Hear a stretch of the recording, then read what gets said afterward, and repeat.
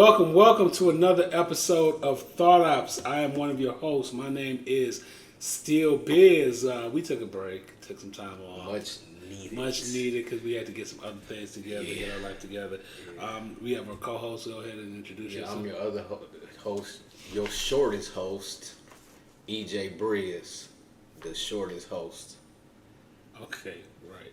But, see you like that when I say your favorite. You're like, oh my god, the shortest host. Okay, yeah, no, you enjoy that, but you a hater. You like a 1 inch shorter than me. Yeah, you a hater, man. Okay, but anyway, so welcome back to another episode of Thought OPPS. Welcome back. We have a lot that's going on. We still working on Resentment, the movie. I want to give a shout out to our cast that we already picked the cast for Resentment, yes, and we're looking for extras too. Yes, we are. And Resentment is it's pretty much a traumatic love story with a little bit with some comedy. You said traumatic or dramatic? Both. Okay. It's traumatic. Dramatic. Yeah, and dramatic. Because it's traumatic what happened for her to become like that. Yeah. But and also we're looking for like, the people that came to audition, we will be using for extras in the movie. And it's more of I would say it's more of an R&B movie, not really a hip hop movie, because a lot of people are like, hey, I want music. You know what I'm saying? But okay. We're not looking for no hip hop. We're looking for it's an R&B movie. Not even one piece of hip hop. Not even one. What, like something like a LL Cool J type of thing? Like it's not. Where you've read the script. Where have you seen any type of hip hop in the movie? It's R&B, like an R&B movie. Give a couple parts. Yeah, you can fit it in. No. I don't want to do that. Some of that gangsta. There is no. These are a bunch of college friends that are you went to college. You listen to gangsta. But that's not a part of the movie though. The main character is a lawyer, and then the guy's a business owner. Like you're not gonna be listening, dude. You're not gonna be hearing no Tupac or no Dago or nor the baby. In these scenes, like you want to hear something more along the line of like maybe something like Maxwell or something along the line. And I'm not trying to diss hip hop. It's just like that ain't. I've been on projects where it's kind of like hip hop. Well, the whole movie ain't no slow motion movie either. It's not a slow motion movie, but it's more of a love story. Man, we bring some of that drill rap in there.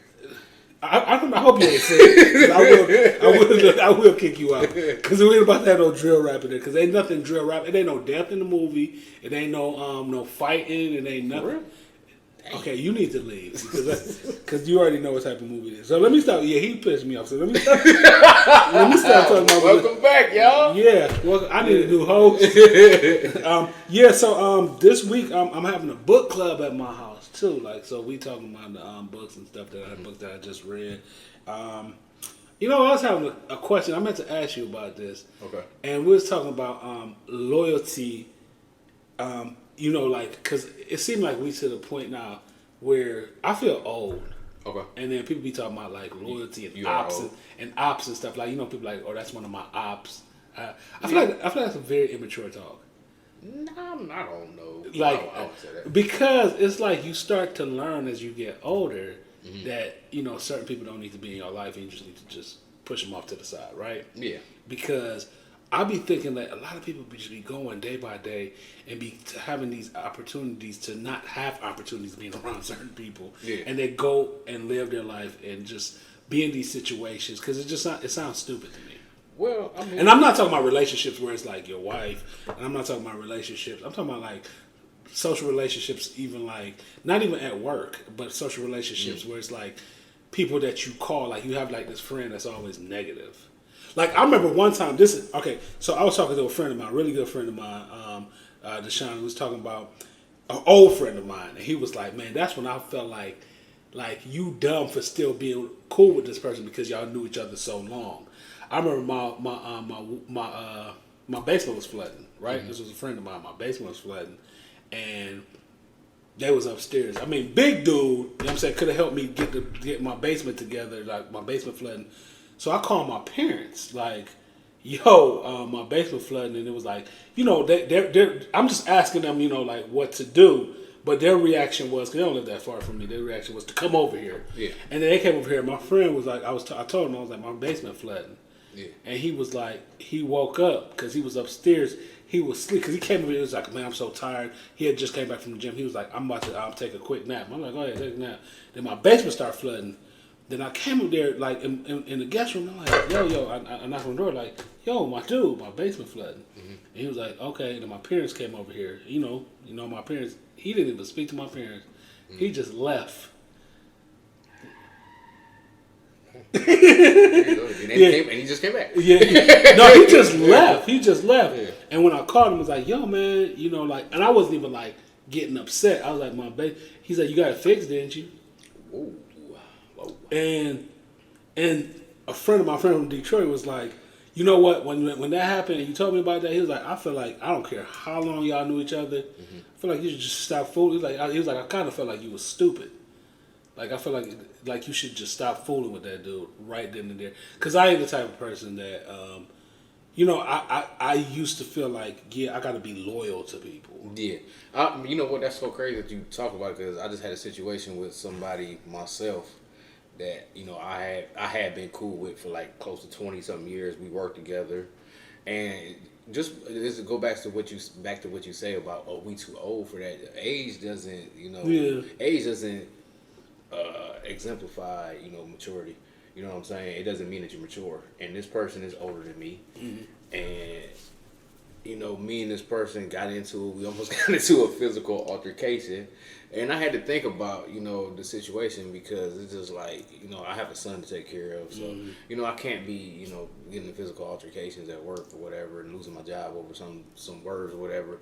But, you know, I look at this person, we had a relationship and I had to look back on it and it's like, I was always looking out for this person. This person wasn't looking out for me. It was always, hey, can you do this for me? Can you do that for me? Can you look out for me? That's crazy because the person I'm talking about used to wash their clothes here sometimes. You know what I'm saying? Yeah. And just used to be like, try to get to know a whole bunch because everybody know me. Try to like be hitting people up on my follow my social media, trying to find stuff, trying to be a part of projects that I was doing. Yeah. Like, and then the funny thing, my friend from Detroit was saying, this is what he said. The funny thing about him doing that is, you're not the type of person that be like, yo, you know what I'm saying, to try to keep things away from your friends. Yeah. You know what I'm saying? You're the type of person that would like let people in and let them be a part of certain things. So he was like, that stuff used to make me feel like this dude a snake. Like try to go around and try to like be a part of like just like when I was doing the lick, he always hitting them up, or when I was doing the cap, he hitting them up like behind, and I'm the person that's doing this. I'm the person that's a big part of the whole thing. Oh yeah, I mean like even with this person, they've done some stuff that, you know, I'm not even gonna get into it, and you know I know personal stuff about them, but I'm not the type of person that this person too, but it's just like I had to look at this person like what. And you know, what value do they bring in my life? And it's like, you bring no value. I don't need you for anything. Right. Like I've never asked you to look out for me. It's always you, hey, look out for me or whatever. So, and that's how I know I really matured because it's just like, man, I took this person's number out my phone, blocked them on social media. I mean, we still work together. It's like I don't speak to this person. You know, I act like this person just, you know, don't exist. And it's just like, man, no matter the length of years you've known somebody, and that's crazy. It's just sometimes, and that's crazy because the person I'm talking about, you have to cut them off. The person I had to cut that same person off the same way because the last conversation we had was they was talking about conversations they had with people that they met through me, and saying things like, well, you don't even know these people. Yeah. You met them through me, and you having conversation and I just noticed that this person like used to hit up people that they met through. It's just weird. Like this dude just like. I mean, it's apparent that, you know, this person was using you for clout. Yeah. But it's like, dude, we old as hell. So why is you using? Yeah, but I mean, just because like it goes back to, you know, what we talked about in you know, a few of our earlier episodes. Certain people are raised off of survival. They love. You know what I'm saying? They you know, they was raised to survive and use people and, you know, in order to get where they need to be. But, you know, them type of people just stay from around me, man. It's kind of like, because this dude corny anyway. But, you know, it's the relationships sometimes around us, that relationships, even like with intimate relationships too, all your relationships go hand in hand with each other. Yeah. And your relationships that you have with your parents is sometimes a relationship that you have the romantic relationships. Yeah. Relationships you have with your parents go hand in hand with relationships that you have with your friends. Yeah. You know what I'm saying? It's all these relationships are put together, and they all coincide with each other because experiences actually build us. Yeah, and I'm at the point, man. I'm not letting nothing slide. I don't care if it's friend, foe, family. The only person that is my son. That's it. You know what I'm saying? Like, if something happened, with my. But Well, sometimes people make mistakes, though. You know what I'm saying? But you know the difference between a mistake, mistake and yeah. Oh yeah, you know the difference. Yeah, between mistake. And That's the thing. It was something. What did I? Dang, I can't remember. I posted something on Facebook. When today? Yeah, and it was kind of in the realm about of people's actions. It was something. I can find it real quick because. Yeah, go ahead. Yeah, I can find it real quick. So it was something. Yeah, while he looking for that, y'all like my shirt? Something that. Whatever. That's my new shirt. Okay, so I posted something on Facebook, and it kind of go hand in hand with what you're talking about. I'm gonna put the website down there so y'all. So let me see. It was about.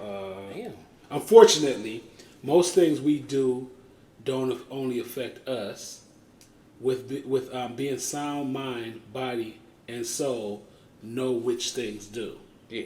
You know what I'm saying? And I said, and learn about the effects. Yeah. Because sometimes we do certain things and we be like, well, this only affect me. You know what I'm saying? Just like, you know what I'm saying? Just like even the dude left, it was like, man, I ain't help you with your basement. You know what I'm saying? But and his thing is like, if I helped you, it's going to affect me. You know what I'm saying? But you affected how I view you. And and then you leaving off something like that, it affects your viewing of like how you should treat people too. Yeah. You know what I'm saying? And I don't want to make it too deep, but yeah, that was kind of crazy. Another thing I did this week too. What was that? I watched the Bob Marley movie. Oh, okay. Oh, yeah, we discussed that. Yeah. Yeah. Go ahead. Let people. I did not hate it, but I did not super like it. Like, what was the? It was kind. What issues did you have? The issues I had with the Bob Marley movie, it was kind of, and I understand that because it's an hour and 47 minutes, and Bob Marley have a very revolutionary life, and they try to give him like a hippie life. Like it was very whitewashed, and it was very the side of Bob Marley, and it looked like it was expensive, but the side of Bob Marley that they wanted you to see was not really the completion of who he actually was. Okay. So it was kind of like Bob Marley was like, and I don't want to make a comparison, but he was kind of like a revolutionary in the sense of Tupac. But I'm not just saying this because I'm Jamaican, but he was more of a revolutionary in the sense of he was world renowned, where he wanted to stop certain. He was more under government, he put certain things where they were trying to kill him. Yeah. You know what I'm saying? And he wanted to. There was a lot of things that he had. Like Haile Selassie, he dealt with it was like a lot of people he dealt with in government. And it was Bob Marley was kind of to the point where he was a little bit like Gandhi a little bit. Okay. Bob Marley, a lot of stuff Bob Marley did. They showed that a little bit too. Yeah. Like he didn't do stuff to get rich. Like Bob Marley could care less, but he just wanted to get a message across. Yeah. You know what I'm saying? And the guy that played him did a decent job, but he didn't have that Bob Marley swag. Okay. Bob Marley was biracial too, but he was a little whitish. You know what I'm saying? Still had that little. He didn't have like that when he was doing the musical scene, but he looked like Bob Marley. Okay. He look more like J. Cole than Bob Marley though. Yeah, I mean, just like when they did that bad Tupac movie, dude looked like Tupac, but. Yeah, he favored Bob Marley, but he looked just like J. Cole. Yeah, but I mean, a lot of times when they do movies like that, man, they not trying to put all that revolutionary government stuff in there. They doing it for entertainment because I really think though that it's that, and a part of it too was the story was too short, and where they started the story, it was stuff that I didn't know because I left Jamaica when I was very, very young. But you know these things because you see these things and then stuff are like repeated, and it's kind of like I didn't know that Rita, his wife, was cheating too. I didn't know she was like getting her creep on. Like I did not know that, but Bob Marley was cheating so much. Like he was going to different, and then they didn't show that he was messing with Miss World. They didn't show that, and they actually had a baby together. But they would show like all these different women that he had, because Bob Marley had him and Rita had, I think they had 3, and then they had 3 or 4 kids or something. I don't know. Don't quote me.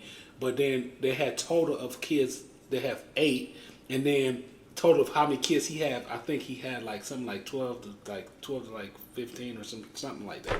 So he had a lot of children. So basically, they could have put out a better message, because I mean, every time you see, I'm not gonna say every time, majority of the time when you see Bob Marley, or it's always, it has to do with reggae music and smoking weed. Smoking weed, yeah, yeah, but that's not really the only thing, because the thing about it is reggae. He is a big part of reggae music, but he didn't start with reggae music. He was ska. He was doing ska music first. But I'm just saying, like how his persona is.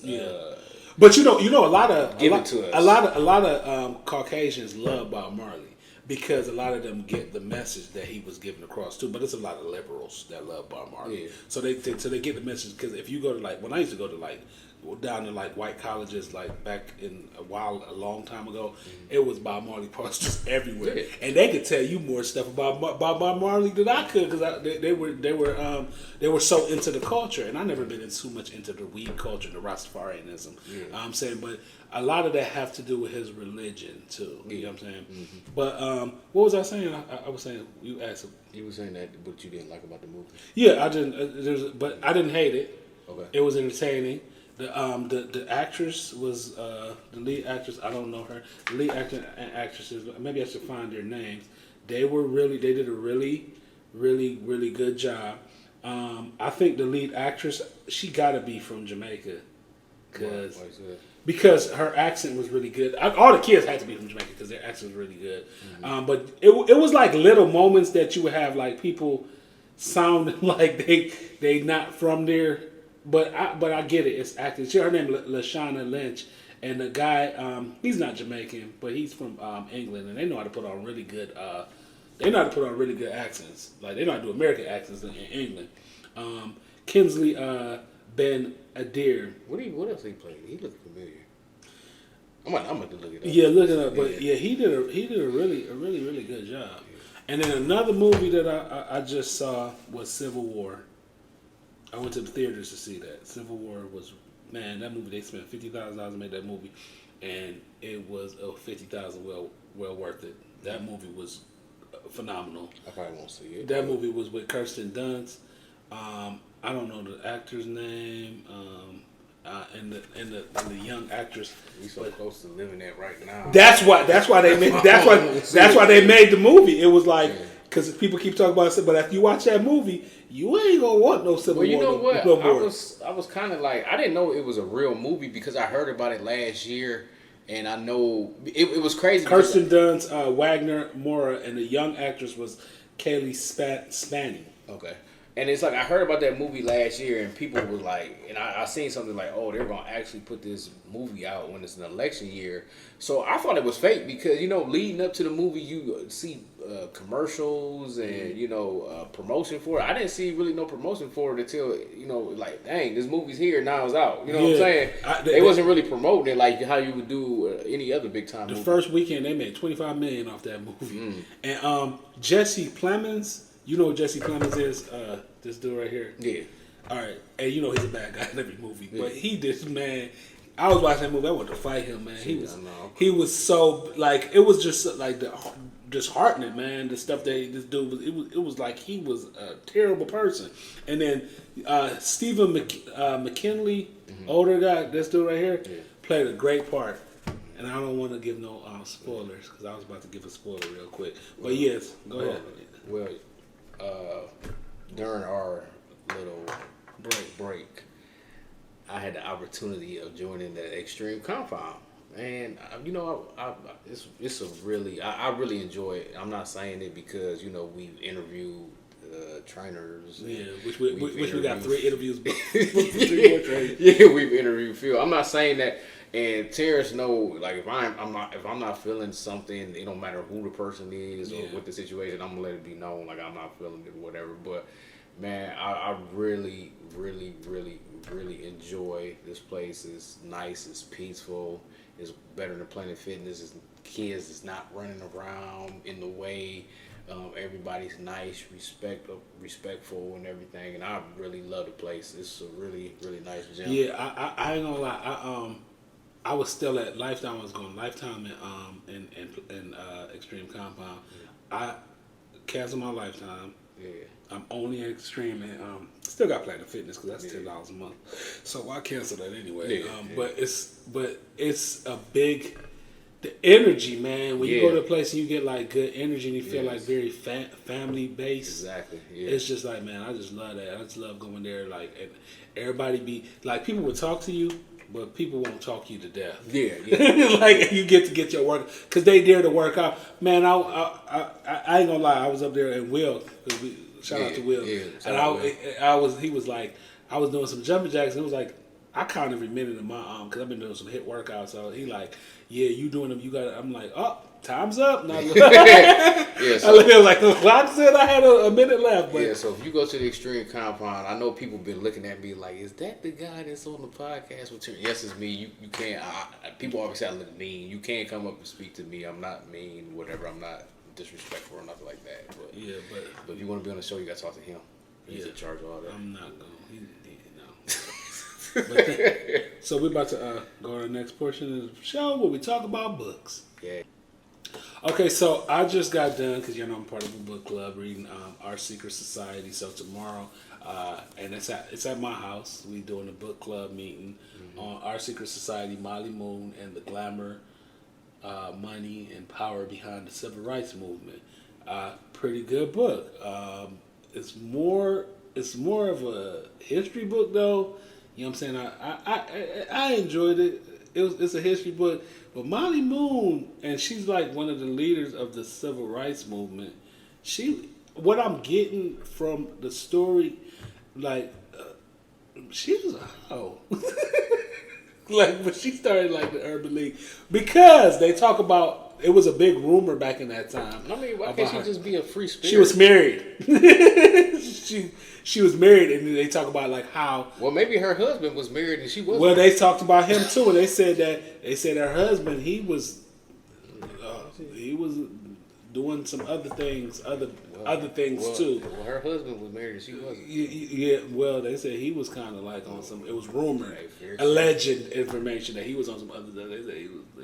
They like the same thing, but but yeah. So she was kind of like. But she did a lot of great things. But in the book, she was living in Russia, and I'm trying to remember where else.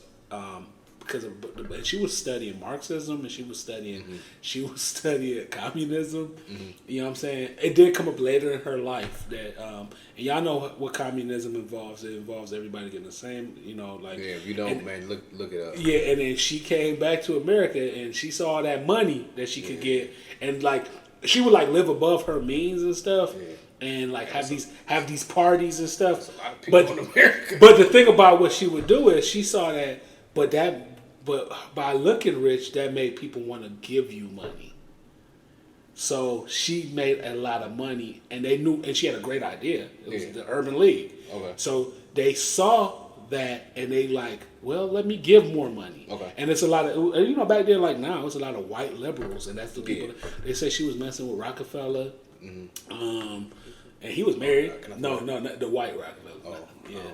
Yeah, and that's the Delta sign. Yeah, so that's what I get beat up. Yeah, that's why I took it down real bad.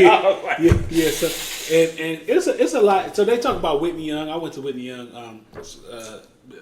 But Whitney Young was out too. Like Whitney Young was living around a little bit. Had him a bunch of women, and they talk about that in the book. They talk about it's a lot in this book where it gets into the personal lives of these people, and not to break away from the book, but why? Okay, that stuff you happened. What year was she doing when she was a free spirit?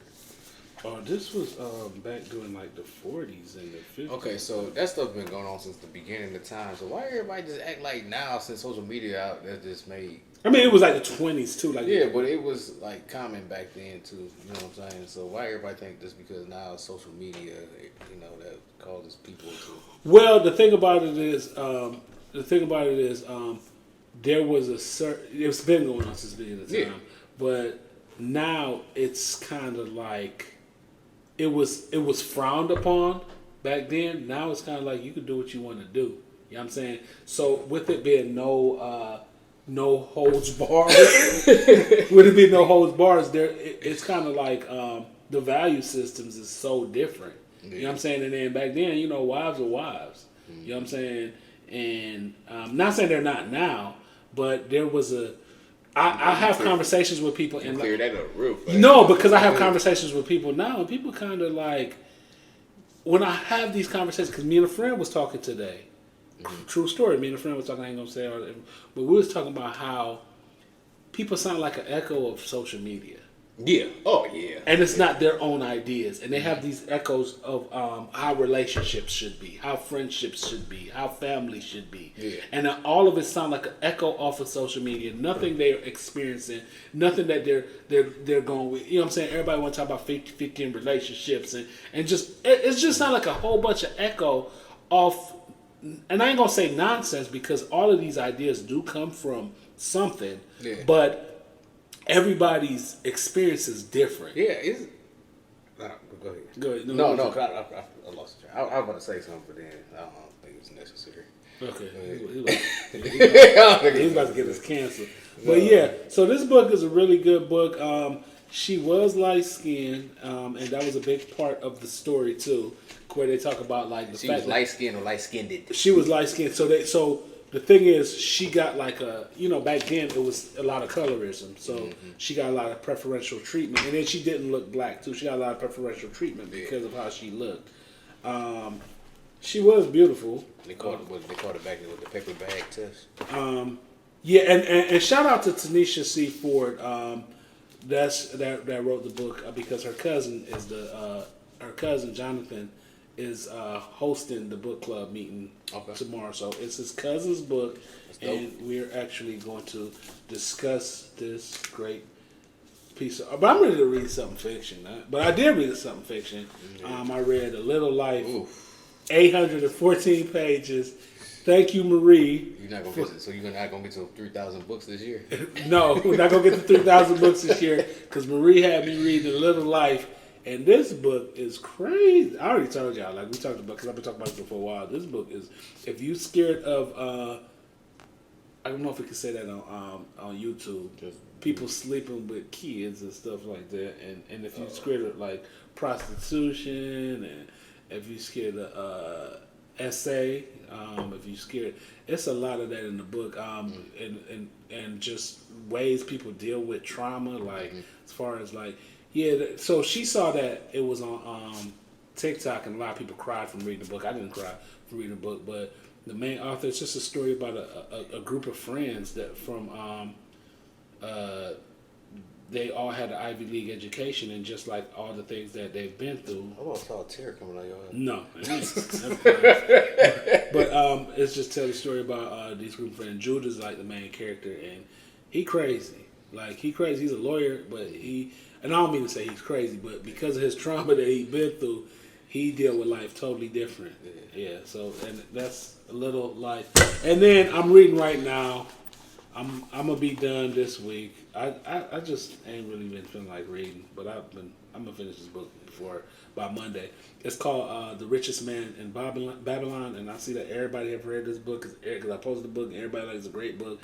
It's by George S. Clason, and it's about what I'm taking from it so far is just teaching you how to save your money. Oh, okay. It's just a idea on how to become rich. And y'all know Babylon used to be the place of wealth back in like. I thought that was carbonation. Well, they call the real world Babylon, right? Yeah. And in Jamaica, the Rastafarians, like Bob Marley, they call the outside world where that's all about capitalism. They call it Babylon. You know what I'm saying? They call the police Babylon. Yeah. You know what I'm saying? So anything bad is Babylon. But the idea of this book is how to become Babylon. So it's how to become and take what the people in Babylon have done and make it a part of who you are, because we all trying to get rich and we all trying to become the richest man in Babylon. Those are the only books that. Go ahead. I'm talking about those are the only books for me. What's up, y'all? Everybody knew he ain't reading. He found this book in the trash before he came in. They was about to throw this. I found this book somewhere. They was about to toss this book. This book is $27.50 US and $37.95 Canada.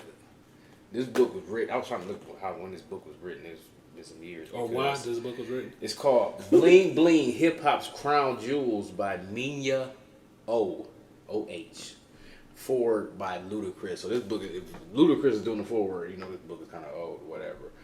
But what's interesting about this book is, like, if you love the hip hop culture, music like myself, this book goes into somewhat detail of, I don't know, open it because I don't want to get struck with. Did you read it? No, I ain't. Then how you know what it goes into? I just looked at it. I didn't read the whole thing. I just kind of skimmed through certain parts. It was certain people in here like Cash Money, No Limit, Tupac. I read about them. It's a lot of pictures in that book. Yeah, it's a lot of pictures, but it talks about, like, starting off, like, how rappers came out with their jewelry, their chains, earrings. It was talking about Roxanne. So it's just talking about the bling bling era and where. Well, it was talking about how it evolved from, like, Roxanne Shante with the big earrings, and Flavor Flav with the clock, and Wu-Tang Clan with their pieces, Biggie with the Jesus piece. Jay-Z. Then it talks about, like, the bling bling era with Cash Money. No Limit, especially they talk about the No Limit with all the album covers. How does it end? It talks about grills, pimp cups. What's the latest they talk about in the book? Like, so how old is the book? Man, I don't know, man. I told you, the last person in here was Pharrell and the Neptunes. So, okay, yeah, because that was the belt buckles and all that other stuff. So, I mean, if you into hip hop, jewelry, pimp cups, grills, necklaces, chains, medallions, gold, diamonds, bling bling. If this book is still around, this is probably a good, interesting book. To kind of learn the history, talk about watches and all that stuff. Yeah, and probably most of the people that's probably gonna pick up that book and just listen to that whole that whole description what you just. They probably can't read anyway. So it's a lot of pictures in that book. so I'm pretty sure that you'll enjoy it. But it's kind of it's like in the music fashion realm. So if you like music and you into fashion, there's a lot of people out there into fashion and all that stuff. I like fashion. I design T-shirts and everything. So it's something interesting. I mean, you could read. There's nothing wrong with you could do two things. You could read and build your mind up, and you can have some interesting. I just don't think that would be a book that I would have picked up. Well, but that's why this world is filled with so many different people. But I'm into that. But that would be something I probably just not. I'm not dissing you reading that book. No. Okay. What I'm saying is like that's something I'll just look at on the internet. But as far as like to pick up a book and be like, oh, I'm about to read this book called Bling Bling. Yeah, so it's just like, man, if I'm pretty sure it's gonna be somebody watching this going like, oh, they're not gonna read that. But you look at the pictures. Yeah, so you can get a look at the pictures. But yeah, that's it for the books that Gangsta. No, stop. This dude is not a gangster. But so Gloria Hollywood, what's her name? Gloria. Hallelujah was she was better known as Glorilla. Yeah, and she was arrested this week in Gwinnett County, Georgia. She got a DUI, and I hope that I saw the video of her getting the DUI, and she was very nice in the video, and she wasn't like trying to be defiant. And I'm not trying to make an excuse because I got a DUI. I had a DUI back in the day, and I haven't drank since. But if you got a problem with drinking, Glorilla, find out if you need help. If you just you're rich now, so get a driver. Yeah. You know what I'm saying? Or Uber. Because the thing about it is, Lyft. I was reading some of the comments and people was like, let her go. They should have just let her go. The reason why there are consequences to things that you do so you can learn a lesson. Mm-hmm. You know what I'm saying? The reason why I got a DUI was so I could learn not to drink again. I could have killed somebody when I was drinking and driving. She could have killed somebody when she was drinking and driving. So to look at something, I'm reading some of the comments, and to look at something and be like, well, they could have just let her go. If they let her go, she's not going to learn no freaking lesson. And then if they do let her go, the same people that's saying they should have let her go be like, well, the police pulled her. Why they let her go? She killed some. You know what I'm saying? She killed somebody. It's like, the same people, and it's just like she she. Look, I have a DUI and I'm still living. You know what I'm saying? It was the worst thing ever because it was a whole year of going to court over drinking and driving and like paying all this money. So it's just like I just think that she's young. Yeah. That's probably how old I was when I got a DUI. Because how old is she?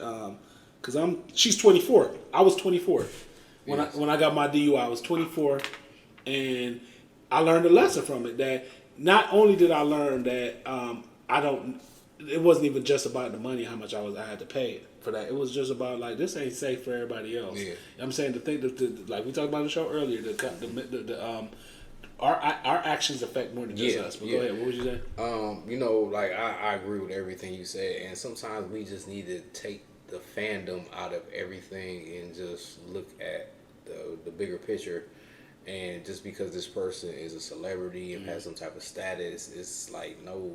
You have to deal with the consequences or whatever. I've never had a DUI, but I have been drunk and I have driven before. And like I look back on it now and I was like, I am so stupid because, dude, I was 18. Me and my boy, we was 18 years old and we knew a guy that was a bouncer at one of the clubs. And back in the day, you had to have the bracelets in order to drink. And dude would sneak us the bracelets. And we was 18 in there getting lit. And it was time I was so drunk I couldn't hardly see. And it's like, and I'm driving. And I made it home and I prayed and I thank God every day. Because it's like I could have killed myself. I could have killed somebody else. I could have been sitting in jail right now. And it's just like, these decisions when you're younger. You being younger and drinking and driving. Let me tell you the drinking and driving story. So this is before I got my DUI. I remember Ellis. Shout out to Ellis. Shout out to Janine. Shout out to Candace. And I can't remember who else was with me. But I'm in the car and my parents lived in Warrensville. And I was staying over there at the time, right? Uh-huh. So I'm in the car driving, drunk as hell. Mm-hmm. This was like right after I graduated from college too. Mm-hmm. I'm super drunk, but I'm driving. It's to the point where Ellis like, why did I even let you come pick me up? Because he's getting mad. Yeah. Like, why did I let you come pick me up? Because you this drunk. Why are you driving this drunk? Yeah. And then we in the car. We're right by my parents' house, but we're driving to go somewhere else, to go far. Okay. So the police was like, the police came and was like, they were like, oh, have you been drinking? And I'm like, yeah. I'm like, yeah. So they're like, how much have you had to drink? I'm like, just a little bit. I was like, but I live right there. Yeah. I was like, please, like, officer, please don't let me, you know what I'm saying? And you know, it was a white cop, you know what I'm saying? And I'm like, officer, please. And he like, and he looked at my ID and he said I lived right up there. He was like, go home and sleep that off. Yeah. And then I was like, yes, I can't believe I got out of this. And I drove to my parents' house. And I was like, okay, y'all ready to go now? And I drove to got a break. And I drove to the spot where we was going to. I probably did the same thing. And Ellis in the car like he's shaking his head like, dude, I can't believe we. But shout out to my friend Ellis though, because he knew I had a problem with drinking, and he used to like, because after a while he started seeing these things. But it used to be funny because after I stopped drinking, I used to go over his house. He used to, I'm no lie. He used to like, I would come in his house and he would hide all the liquor. I'm like, dude, it's cool. I don't want to drink. But he would treat me very crackheadish. Yeah. Like, oh my God, let me hide all the liquor so I don't be the reason why you're drinking. Yeah, but it's with that, man. You see so many instances where like sports athletes or whatever, you know, they drinking, kill people is like your whole career going. You know what I'm saying? It's just and like, I'm not saying that she got a problem, but this is, she's young and she just needs, sometimes you learn from these things. Yeah, exactly. So it's just like sometimes we not only do we need to be smarter, but we need to have other people around us that's looking out for our best interest too. And you know, as big of a star as she is right now, there's no way she should be by herself.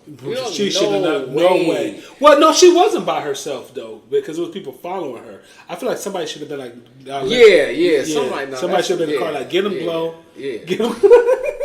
somebody should have been in the car with Gloria, Gloria, hallelujah. Yeah, but I'm glad that's all. You know, please. I'll be seeing her though, like, and I'm like, I like her little personality. Yeah, she got a good personality. Yeah, I like her little personality. I'm like, I hope she don't get in super trouble for this, but I do hope she learned a lesson because that's the old man in me. Like, learn a lesson from this. Don't be drinking and driving because drinking and driving do kill. Yes. So we're gonna talk about one of Terrence's favorite rappers, NBA YoungBoy, aka NBA, want to be a doctor. So, you know, if you're a fan of NBA YoungBoy, you already know what he on probation, not probation, but whatever he on. He's in Utah, whatever. He's just got arrested for impersonating a doctor. Mm-hmm. So he got hit with 63 charges. So but the funny thing I saw about that is that they said the reason why they knew this was a joke is like he didn't say ask, he said ask. Black people. Yeah. You know, if you're going to impersonate anybody and you have to use that word, A-S-K. Yeah, and it's funny because you got to hit all syllables of that. But I saw somewhere that the real word is actually ask instead of ask. I got to Google it or look it up. That's what they say because, I mean, I guess because we live in America and then Americans talk American. You know what I'm saying? This is not real English. English is from the old country. So they came over here just like we did from a different country. So we all learning this language together. Yeah. You know what I'm saying? So it's kind of like, I gotta Google it. I gotta look it up. But what were you saying? So he got hit with 63 total charges. He's looking at 20 counts of identity fraud, 20 counts of obtaining a prescription under false pretenses, 20 counts of forgery, and more. So basically he was, calling in these prescriptions under trying to act like he was a doctor or whatever, and they found out that he wasn't a doctor. It wasn't his doctor. It was actually him, and he was getting these prescriptions. So, my thing is, like, I'm not a fan of NBA YoungBoy, but I know he has a huge following. I know he has a ton of fans, and he's very popular. And there's a lot of times where, not a lot of times, where there's a few times where I've seen that he'll take pictures or videos of him with, prescription medicine and all that other stuff or whatever. So, I don't know if he has a problem with the situation, or addiction to prescription pills or whatever. Everything's allegedly. But it's crazy that you see so many young people with so much talent. Just, I don't know. It's just like a whole bunch of unhealed mental trauma. Well, we got and it's like it seems like it's a whole bunch of unhealed mental trauma, and it's just like it's just crazy because like you could have all the money in the world, not all the money, but you could have a lot of money, you could have a lot of fans and everything, and it's like you could still be dealing with things and still go through things. And it's back to like what we was just saying about Glorilla. It's just like the people that are around him that's enabling him, and I don't know if they feel like they're entitled to enable him because they feel like if they don't enable him, then they're gonna get kicked to the curb. But if you truly care about a person, it's like sometimes you just got to make that sacrifice. And a lot of times these people don't even know who to be. Like, because they feel like I feel like that's crazy because I was at a place. Mm-hmm. I was talking to two people that were Caucasian, two ladies that were white, and they follow our show. Yeah. And was talking about, we started talking about race, and I don't remember how the conversation came up, but they was talking about, because they were talking about how black people have it, and I'm like, and I'm like, yeah, we do have it harder. You know what I'm saying? Black people do have it harder, but I don't want to be just my trauma. Yeah. Because sometimes we are forced to feel that we are just our trauma. Yeah. You know what I'm saying? And I don't want you feeling sorry for me. You know what I'm Yeah. saying? But I understand that there is racist people. I understand there is racism. I understand that there is classism. I understand that there is certain things that we have to deal with. But sometimes you get this idea that you have to, that all you are is your trauma. Yeah. And then just like like I was telling these white females that I was at the barbershop, and they was talking about how, like, when they see the police, they get really nervous. Like, it was like the conversation, it sounded like it was like a PTSD conversation. But I don't feel like that, and I don't want to sound like a sellout, but I don't feel like that when I see the police. The only time I feel like that is I feel like if my insurance is about to go up and be too high. You know what I'm saying? Because I have my license or whatever, but I just feel like in America sometimes, and not even just in America, in the world, because the world treats black a certain way, you are forced to feel like you are just your trauma. You know what I'm saying? And when we live in these capitalist societies where it's just like and the people that are telling, it's not only black people that's telling us we're just our trauma, white people are telling you that too. Because sometimes when you get these white allies and they tend to overemphasize some of the things that you're dealing with, that you're not even probably dealing with at that time, man. When you go home, you know what I'm saying, you get depressed. Yeah, but I look at it like this. It's just like when it comes to trauma, I mean, you don't have to live in your trauma, but at the same token, same side, it's like you can't tell people when to get over their trauma. That's just like with the police situation. Like, I've been beat by the police before, so it's just like if you've never experienced, it's just like if a person's been SA'd before, it's just like.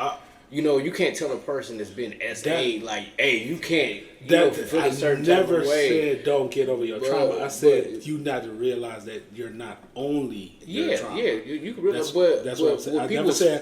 I never said get over your trauma. Go ahead. But with people speaking on it, just like when you say you was in the barbershop and guys was like, well, when the police get behind me, when the police get behind me, I feel a certain type of way too, because I've experienced and it's not being beat by the police. So it's just like, I've been in situations too where I've been called a nigger and stuff like that. But I feel like that's when you go talk to a therapist too. If it's bothering you that much, where you feel like that is just it's so much a part of your life that is gonna affect these certain parts of your life where you can't really succeed and you can't really do these certain things, and it starts, like I said, everything that's happened to you messes with other relationships in your life and messes with other compartments of your life, where you start feeling, because a lot of times when I listen to people talk about it, because I'm saying that everybody don't even, I said some traumas is forced on us that we don't even go through. You know what I'm saying? Because I listen to these little young dudes talking about and I have nephews and I have like people around me that never been through nothing like that, and they start talking about going through it. You know what I'm saying? Because it's forced on them to believe that they are such a second class citizen. You know what I'm saying? That these are the things that you are. These are the things that you're dealing with. That they're not even really dealing with. You know what I'm saying? And a lot of times, I'm not saying that these things don't happen and get over your trauma. How many times have trauma helped you to, while you're dealing with trauma and you're having these spells and you're having these anxiety moments, how many times have that helped you to accomplish something while you're going through it? Now, I'm not saying because you're thinking of it and you're trying. How many times have you accomplished something from these unhealthy things? How many times have you accomplished something because you're going through that? Because they a lot of times too, they teach you that a lot of these traumas, a lot of these things that we deal with, they hold you from being successful.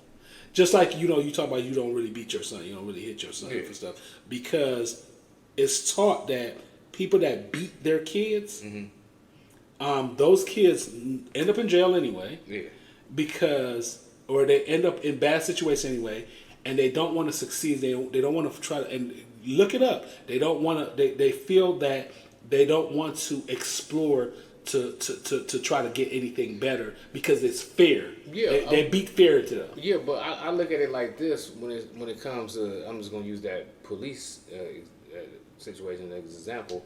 I look at it as me being a law-abiding citizen. I don't have a record, never been to jail, and I've still experienced something that happens to people that that if you want to have break the law.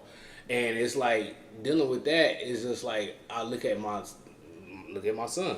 I'm raising my son. My son is becoming a a young man, and it's just like I don't. There may be a possibility for my son to go through that, and it's like I don't want my son. What's to the have chances of him going through that? I don't know what the chances are, but there is still a positive. It's still a possibility. And If- so if- when if- you if- think if about he it, encounters somebody racist, right? Huh? If he encounters somebody, Yeah, I'm just talking about the police situation or whatever. So that's everybody black go through that. why- no. Okay, but No. there are black people that do go through that. Yeah. So, is it? So, do you want to like not have police? Like, do you want to like defund the No, police? I didn't say. But I just wanted. No, I'm trying to understand. Like, where No, but I mean, there is a thing. There is a special. Just like I've been in I got 2 car accidents last year. So when I'm driving and I see people speeding, I have anxiety because I've been in 2. So it's like when you experience certain things. when you have anxiety, don't you think that you should try to get help for things that make you have anxiety because they're not healthy? Yeah, I have, but my healing process isn't the same as everybody else's healing. It may take me longer to heal from this process. You know, just because. But there is a healing process, though, right? There's you could work towards a healing. Yeah, You may not ever heal. Okay, you know, but you could work toward. You could do this. You could take the positive. But how does living in those things and make? I'm not trying to be a devil's advocate, and I'm just trying to understand for myself. It's not. How are those things? What are we going to learn from those things that make it beneficial? It's not just being aware of what could happen. It's just the having the awareness of there's a possibility. So you don't think that a lot of stuff that we learn, a lot of trauma that we learn about is just insignificant? And a lot of people force those thinkings on us. Because I'm not saying that's for sure, but I'm saying that has been my experience. That a lot of times. We know trauma exists. We know certain types of trauma exist, and just like people say, "Oh, I'm bipolar." Mm-hmm. You know what I'm saying? Because they've heard it somewhere, or people be like 50-50 in relationships because they saw it on the internet. Mm-hmm. You know what I'm saying? Or people like say certain stuff because they see those things, and they're like reactionary words. But my thing is, so when we had discussions about when you came over to America from Jamaica and how people treated you from Jamaica, I mean, because you're a Jamaican, I mean, that stuff didn't bother you when people made assumptions? But it bothered me, but I got over it. because I learned how to deal with those things. Just because you got over it, that's you. We are all different human beings. But when people don't get over stuff, when people don't learn to get over things, they actually they hold back their progression. But you talked about it on this show many times, right? And you talked about it to make people aware of the because situation. It's a conversation. Exactly. So it's just like with the police. It's just like being aware. It's a conversation when you converse with people. You say I'm not talking about say certain things to make people. But aware. I'm not talking about your personal experience though. I'm talking about people that are not dealing with those personal experiences that make it seem like those personal experiences are the only experiences that exist amongst us. Well, and they do exist amongst us, and people do go through those things, but they try to make it seem like these are the only things that we are. And I feel like it adds I think it adds a degree of insecurity to growing up being black. That's why they have those tests where they hold them black dolls and them white dolls, and then the kids looking at the black doll like that's a bad doll, the white doll is a good doll. You know what I'm saying? I feel like a lot of times we need to teach ourselves that our trauma are not the only things that we are, because it does make people more successful. It does put people in a situation where they're able to be. And this is not me just making stuff up. These are like tests that have been ran, where it does put people in a situation where they want to be more successful, and they want to do better because it adds a certain degree of esteem to them. Okay. So that's just but that's why what I'm saying is just because you've done tests and people feel a certain way that don't give. I feel like if I'm having a conversation with somebody and they tell me, I'm assuming that they've lived through this experience, or they had this experience, or they maybe know somebody else that had this type of experience or whatever.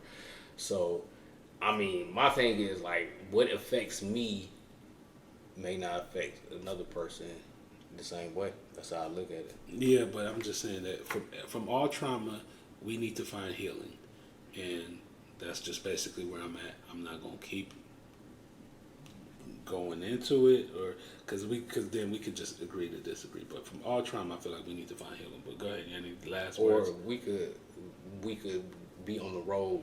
You may not fully heal from it. You could take steps, but you may not heal. It's just like taking a Tylenol when you ill, like it actually, or putting a bandage on. Like it's not really completely healed, but you are learning how to deal with whatever is hurting you, because it's like but after a while, what happened? It actually goes away. So that's but at the end of the day, dude, like you just continually think about that stuff. We still gonna die at the end of the day. So just to make that the biggest part of your life, you would miss out on life. And I understand how trauma actually works. I understand that everybody don't get over that. There are people, like even reading this book, where this guy never get over his trauma.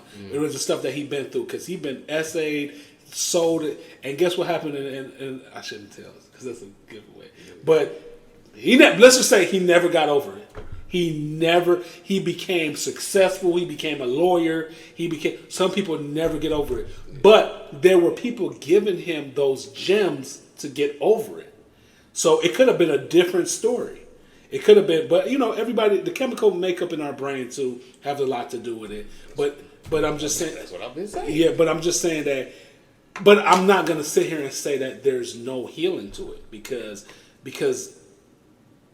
my experience might be different, and I may look at something different. But I'm just saying that some people do get healed from their trauma. You know what I'm saying? And that's the reason. And that's the reason why you go to therapy, and that's the reason why you do these things, is so you can be healed from your trauma. Like I have trauma that I feel like I haven't been completely healed from, but I learned how to deal with those things. You know what I'm saying? I learned how to deal with those things, because I'm not offering anybody anything good. But just like how you always tell me, you talking about your experience like that. That's what you always tell me. Like you're talking about your experience. That's your experience, right? Yeah. So that's not everybody else's experience. A lot of other people don't have the support around them in order to help them. I get that. So that's what I'm saying. But I'm just saying that to make the world a better place, man, we all need some type of healing, because you want to know what? Because people that go through these things, and I'm even like in my own family, people that go through these things, and in my own friend groups, people that go through these things, and then you, just like we said in the show earlier, how all these things affect the quality of life of everybody around you. Mm-hmm. That's why you need to go get help for stuff, because you're affecting the quality of life of other people around you, and you might do things that's like crazy. You know what I'm saying? Like if Glorilla have a problem with drinking and drinking, she needs to go get help. You know what I'm saying? Because she's going to affect the quality of life around others. When I had a problem with drinking, you know what I'm saying? Like, dude, I drank every day. You know what I'm saying? I drank on every day, and I was messing up the quality of life. Dude, the last time I drank, not the last time I drank, I remember one time I got so drunk, and you know how I am with my parents. I cussed my mama out. Can you see me doing that? I'm surprised you still alive. Right. But my mother's very nice. You know what I'm saying? But the thing is, I had to go get help, because these are the things that I was starting to do. Yeah. But my relationship with my parents, how is it now? It's excellent. Like friends. Yeah. Like, you know what I'm saying? Like, because I'm just saying that the world ain't gonna be perfect, but I'm just saying that sometimes I feel like it's lazy to say that, like, it's just like the white people that are pulling black people over and beating them and they suffering from some type of stupid trauma too, that they need to go get help. Like racism, to me, is like something mentally just abnormal. Like you're not even a human being. When you think it's like they need to get help too. I know a lot of people look at it like, well, they're like the people in charge, whatever. They're stupid. A lot of times, some of these cops, cops because some of them, you know what I'm saying, because they did so bad in school and or they try to look to pay somebody back. Yeah, you know what I'm saying? Like, and even when we talk about cops, it's not. I think a lot of people just look at when you talk about cops, you just instantly think of white cops. Yeah. You know what I'm saying? It's not even just white cops. And I ain't gonna lie, and I don't care how it sounds, man. I got a really good friend that's a cop. You know what I'm saying? And he's a police officer. You know what I'm saying? He used to come to my comedy shows, and I remember one time I said something about him being a cop. Yeah. 2 good friends that's a cop, and they came to one of my comedy shows, and I made a joke because I'm just hyped, and they're like, "Don't do that no more," because we live in this city, and a lot of people look at cops like they're something bad. You know what I'm saying? And they were and like even when I would do certain projects and stuff, and people be like, and they'll come to like, "You friends with the cops? You friends with police?" Like everybody, like it's a job. And guess what? Guess what we need? Okay, so let's say we don't have police. Do you know how chaotic this world would be? I agree. Man, we could go to a whole nother segment talking about cops. Yeah. So let's just end it because it's gonna be too hard to edit. So all right, Car. So thank you for. I already know what's up. We talking about NBA Young. We went from NBA Youngboy to COP. Yeah, to the police. So we about to wrap up the show, but we still. Hey, we just going from the last segment. Yeah, he wants to talk about cops. So go ahead and finish what you talking about. I was just saying that every police officer is not bad, but there are bad police officers. Yes.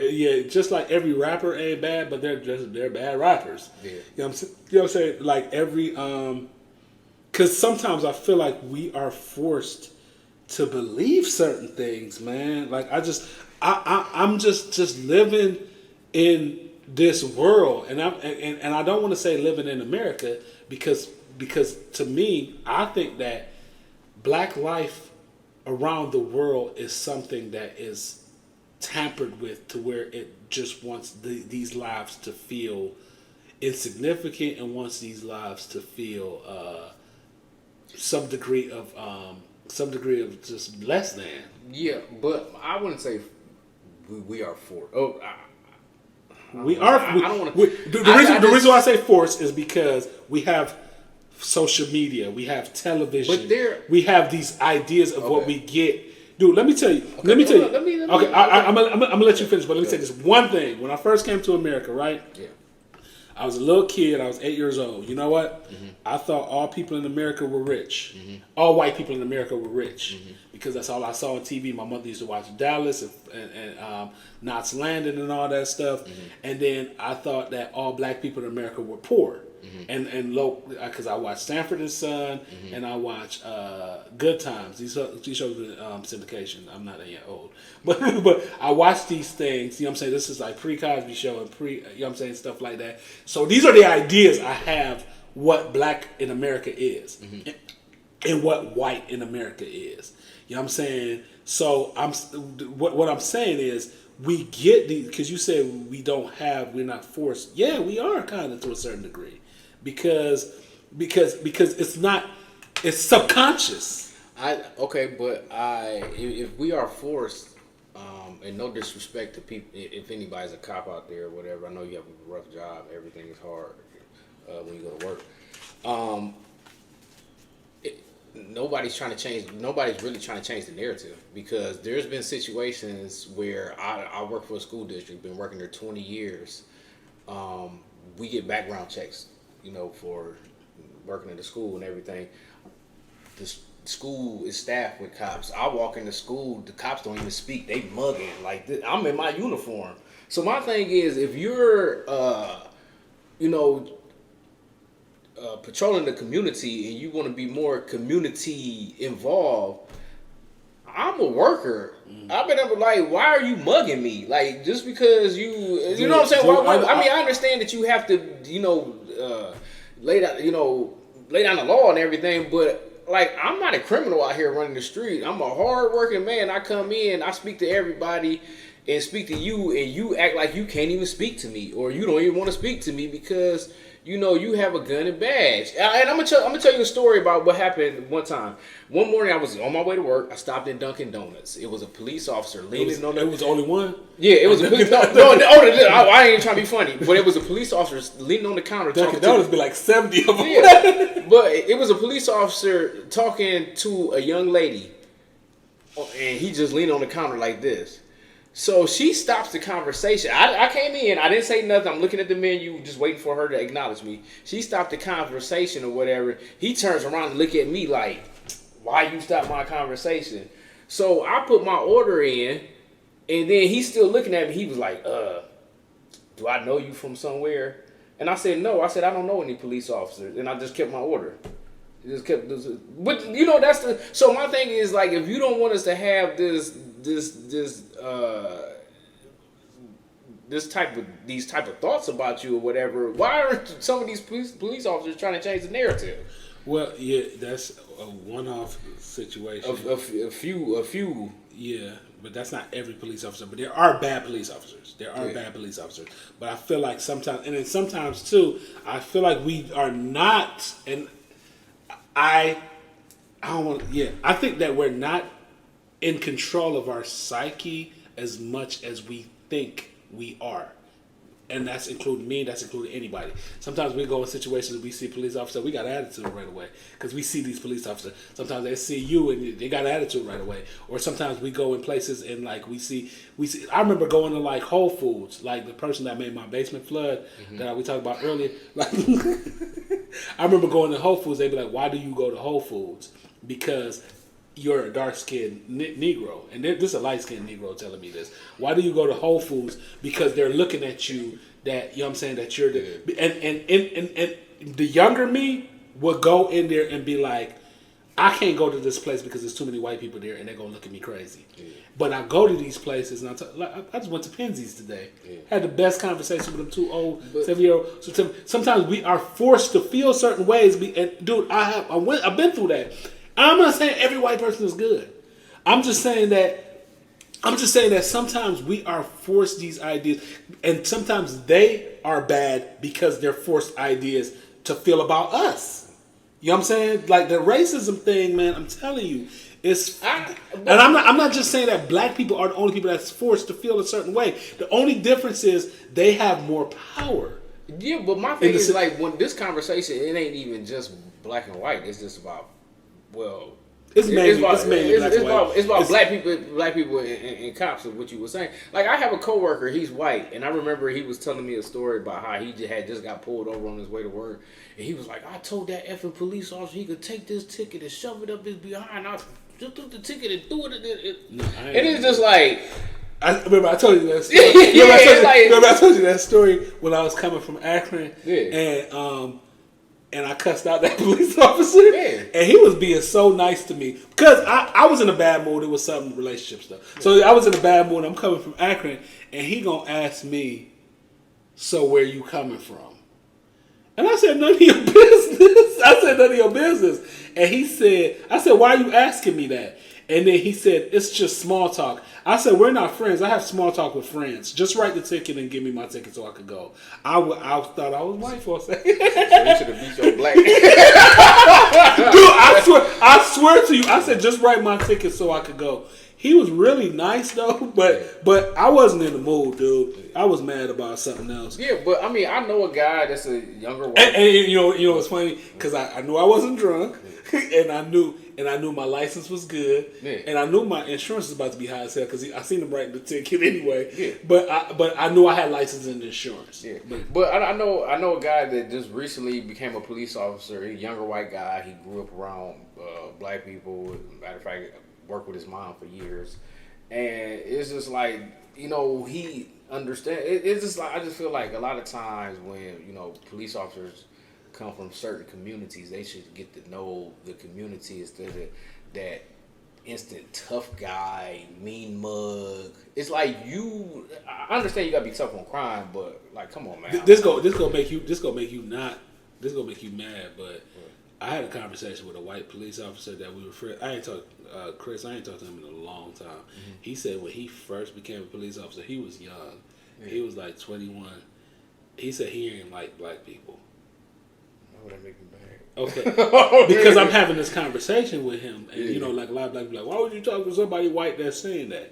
And I said, why didn't you like black people? Because I went through my.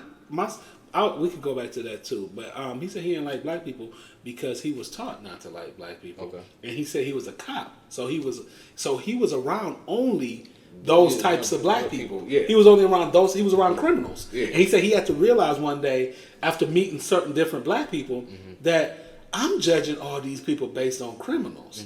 When I was when I first came to America, and I told you about that racist situation I had where that principal told me that that white dude that was stupid and acted crazy was going to be he going to be my boss one day. And after that conversation, because I didn't understand what it was, because there wasn't no white people in Jamaica really. Like it was, we saw them on TV, or if there was tourists or whatever. I never saw any because we didn't go out to the beach because I live in the country. So. He told me all this stuff. So that taught me right then in that moment to not like white people.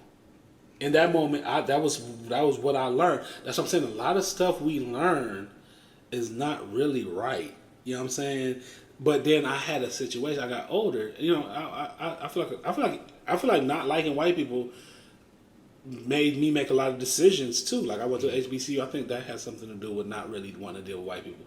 And I started learning things as I get older that everybody is not like that. Yeah. Everybody is not that. You know what I'm saying? And guess what? I started learning, like, you know what somebody told me one day? Somebody said they don't really fool with Jamaicans because they actually know a Jamaican that killed some people before. And I said, that's crazy because I know Americans that's killed people before. So that one little idea that you have of person based on that, it's crazy to me that I don't want to fool with Jamaicans because I know this one Jamaican. You know how many American people I know that kill people? I went to Cleveland Public School. I know some that's, you know what I'm saying, that's locked up now. Well, I mean, I think like in order for things to change or whatever, you know, you have to get some of these police officers to actually get to know people instead of just like. I understand that you're around criminals and dealing with criminals all day, but it's like if you see a guy that's working, you know what I'm saying? Like, and he speak to you, like, you don't have to play the tough guy role with me, man. And the thing is, too, going back to the psyche, the psychological effect of people. Like, a lot of people become cops because they're cornballs, and they looking to pay somebody back, and they looking to, you know what I'm saying? Like look at me, like, you know, like, dude said that to dude, I remember one time a cop, I was at, you remember the liquor store used to be down there? It's still there, Mookie's. Oh, yeah. It's still down there. And I was shout out Mookie's. Yeah, shout out to Mookie's. And I came out the liquor store, and the cop told me, like, and I'm walking to my car. This was when I used to get lifted. Dude told me, like, did you just piss over there?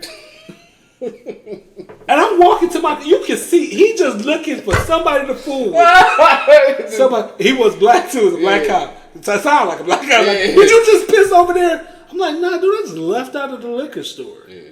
It was so weird. Like, and it just like, I just thought in my head, like, this dude is a cornball. And then I remember this one cop, I used to see him all the time too. I ain't gonna say no names. I ain't gonna say what he looked like, because he probably come. But this one cop, he used to like be talking stuff, and I used to work with his wife. And I ain't saying his wife used to cheat on him with one of my homeboys, but okay, that's but hope you don't watch this show. But yeah, sometimes people going through stuff and they have these positions, they have these jobs, and they're still human beings.